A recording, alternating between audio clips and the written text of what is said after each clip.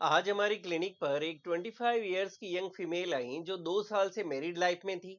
और इस 2 साल के मैरिड लाइफ के अंदर उनको इनफर्टिलिटी का सामना करना पड़ रहा था, कई तरह के हार्मोनल इम्बेलेंसेस का सामना करना पड़ रहा था। उनको रेगुलर पीरियड्स जो मंथली आते हैं वो नहीं आ रहे थे, उनको फेस पे बहुत सारे एक्नेज और पिंपल्स थे।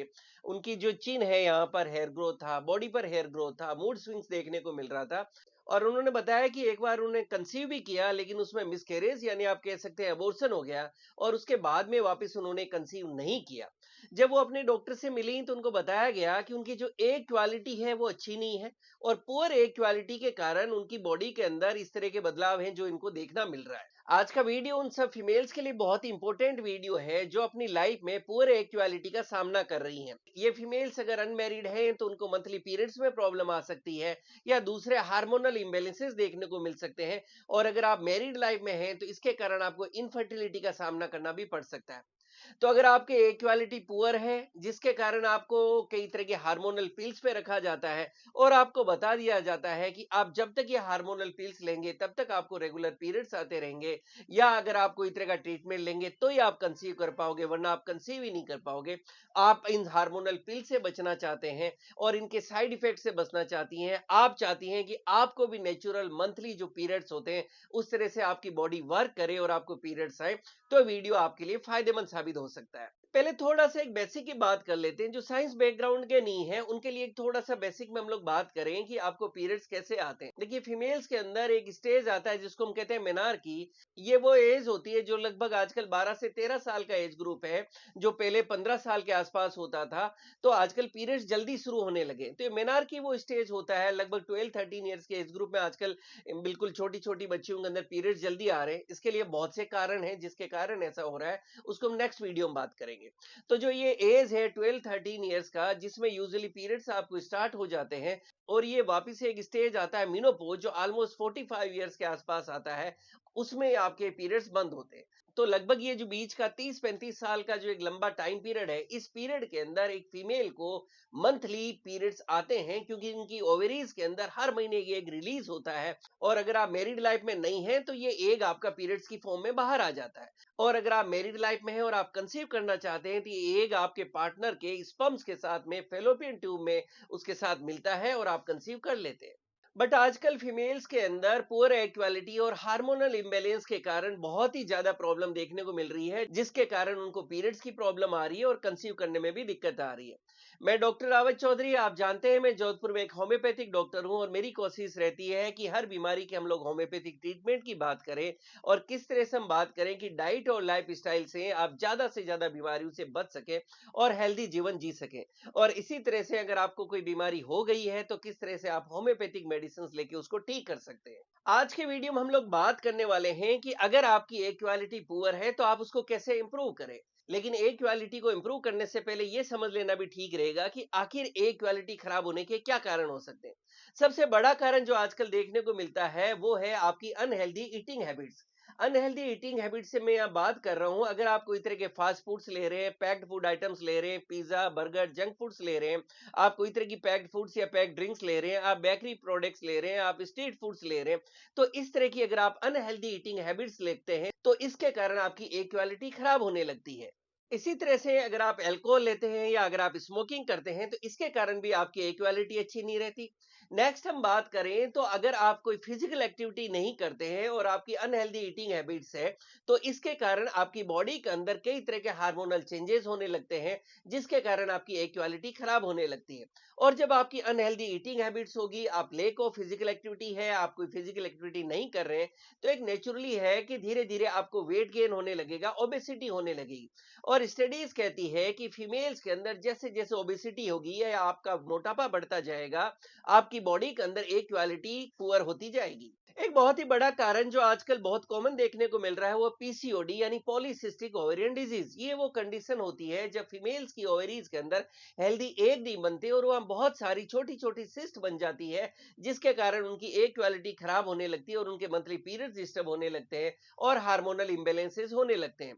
इसी के साथ में आप जब अपने ब्लड टेस्ट करवाते हैं तो आपको कई तरह के हार्मोनल इम्बेलेंसेस देखने को मिल सकते हैं, जैसे आपकी बॉडी के अंदर testosterone hormone, LH, FSH, AMH, prolactin और एस्ट्राडियोल हार्मोन का इम्बैलेंस आपको देखने को मिल सकता है।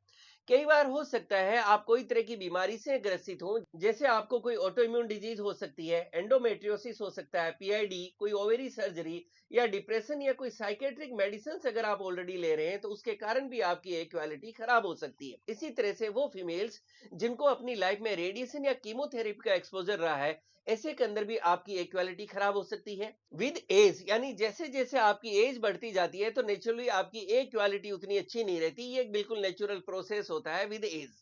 तो अभी तक हमने बात की कि ऐसे कौन कौन से कॉमन कारण हैं जिसके कारण आपकी इक्वालिटी खराब हो सकती है। ये कारण हमने यहाँ इसलिए डिस्कस किए कि अगर आप अपनी लाइफ में आपको भी लग रहा है कि इनमें से कोई कारण है जो आपकी इक्वालिटी खराब कर सकता है, तो आप उसको इंप्रूव कर सके। अब हम बात करते हैं कि आप अपनी इक्वालिटी को कैसे इंप्रूव कर सकते हैं। देखिए, इक्वालिटी को इंप्रूव करने के लिए मेडिसिन के साथ में आपको लाइफस्टाइल पे काम करना पड़ेगा, जो अभी हमने कारणों में बात की। तो सबसे पहले हमने बात की थी अनहेल्दी ईटिंग हैबिट्स। तो नेचुरली सबसे पहले आपको अपनी ईटिंग हैबिट्स इंप्रूव करनी है। आपको अपनी डाइट में हेल्दी और बैलेंस डाइट लेनी है।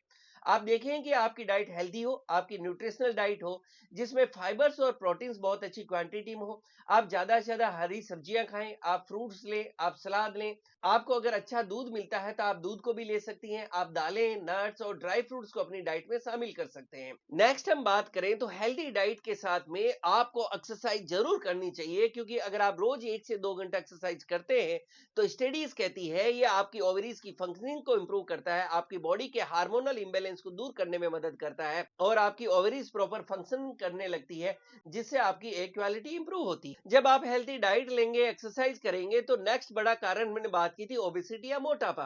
अगर आपको लगता है कि आपका वेट ज्यादा है तो जैसा अभी हमने बात की, आप अपनी हेल्थी डाइट करें, आप इसी के साथ के अंदर फिजिकल एक्टिविटी करें और धीरे धीरे आप अपने वेट को कम करने की कोशिश करें। क्योंकि स्टडीज और रिसर्च ये कहती है कि आपका जैसे जैसे ओवरवेट से आप हेल्दी वेट की तरफ आने लगते हो, आपके एक प्रोडक्शन इंप्रूव होने लगता है और आपकी ओवरीज की फंक्शनिंग बढ़ती है। इसी के साथ के अंदर आप ये भी देखें कि आप डेली कम से कम 7 से 8 घंटे की एक अच्छी साउंड स्लीप जरूर लें। ये भी एक बहुत बड़ा फैक्टर है जो आजकल यंग एज ग्रुप में देखने को मिल रहा है कि उनकी एक अच्छी साउंड स्लीप नहीं हो रही। और जब आप एक साउंड स्लीप नहीं रहते हो तो आपकी एक क्वालिटी डिस्टर्ब होने लगती है। आप अगर बहुत ज्यादा स्ट्रेस में रहते हैं, एंजाइटी में रहते हैं, तो आपको स्ट्रेस और एंजाइटी से बचना चाहिए। आपको स्मोकिंग, अल्कोहल और एक्सेस ऑफ कैफीन यानी कॉफी से भी बचना चाहिए। ये कुछ लाइफस्टाइल से संबंधित बातें होगी। इसी के साथ के अंदर होम्योपैथी के अंदर आप जानते हैं बहुत ही अच्छी चीज मेडिसिन आती है जो सेफ है, इफेक्टिव है। इनके कोई साइड इफेक्ट्स आपको देखने को नहीं मिलते। और जब आप अपने डॉक्टर के पास जाते हैं और प्रॉपर अपने केस को डिस्कस करते हैं, तो आपके डॉक्टर साहब आपको जो भी मेडिसिन देते हैं उनको अगर आप लेते हैं तो आपको बहुत अच्छे रिजल्ट्स देखने को मिलेंगे। मैं मेरे क्लिनिकल एक्सपीरियंस से बिल्कुल कॉन्फिडेंस से कह सकता हूं कि अगर आपकी एक क्वालिटी अच्छी नहीं है, अगर आपको पीसीओडी की प्रॉब्लम है, हार्मोनल इम्बेलेंसेस की प्रॉब्लम है, आपको इनफर्टिलिटी का सामना करना पड़ रहा है, तो ऐसे के अंदर होम्योपैथिक मेडिसिन बहुत ही इफेक्टिव है। बस जरूरत है आप अपने डॉक्टर के टच में रहें, कॉन्फिडेंस रखें और प्रॉपरली जो मेडिसिन दे आपको दी जाए। बहुत से लोग अक्सर जानना चाहते हैं रूटीन में नॉलेज पर्पज के लिए कि कौन कौन सी मेडिसिन होती है जो इफेक्टिव होती है। तो जैसा मैं हमेशा कहता हूं, होम्योपैथी में एक ही डिजीज की बहुत सारी मेडिसिन होती है, वहीं एक ही मेडिसिन बहुत सी बीमारियों में काम आती है। बट कुछ नॉलेज के लिए मैं मेडिसिन बता रहा हूं आपके लिए। तो ऐसे के अंदर ऊफोरिनम को बहुत इफेक्टिव मेडिसिन देखा गया और ऊफोरिनम को 3x पोटेंसी में 2-2 गोली ली जा सकती है। नेक्स्ट हम बात करें तो एपी से एक बहुत अच्छी मेडिसिन देखी गई है जिसको 30 पोटेंसी में दिन में 3 बार लिया जा सकता है। कोनियम मैक 30 पोटेंसी के अंदर बहुत ही इफेक्टिव मेडिसिन देखी गई है और इसको भी दिन में 3 बार लिया जा सकता है। एपिस और कोनियम की 2-2 बूंद डायरेक्टली टंग पे आपके डॉक्टर दे सकते हैं या शुगर ग्लोब्यूल्स के साथ आपको दे सकते हैं। नेक्स्ट मेडिसिन है लेसिथिनम। लेसिथिनम 3x पोटेंसी के अंदर काफी इफेक्टिव पाई गई है और इसकी 2-2 टेबलेट दिन में 3 बार ली जा सकती है। ये चूसने की टेबलेट यानी माउथ डिसॉल्विंग टेबलेट होती है। ये कुछ कॉमनली यूज मेडिसिन है जो मैंने आपके साथ शेयर की है। इसके अलावा बहुत सी मेडिसिन आती है जो as per sign, as per symptoms आपके डॉक्टर आपको दे सकते हैं। बस जरूरत है तो अपने डॉक्टर के टच में रहे और प्रॉपर ट्रीटमेंट लें। और मुझे पूरा विश्वास है कि अगर आप पूरे इक्वालिटी से परेशान हैं, आप इसको होम्योपैथिक ट्रीटमेंट से बिल्कुल ठीक कर सकते हैं। Thank you so much.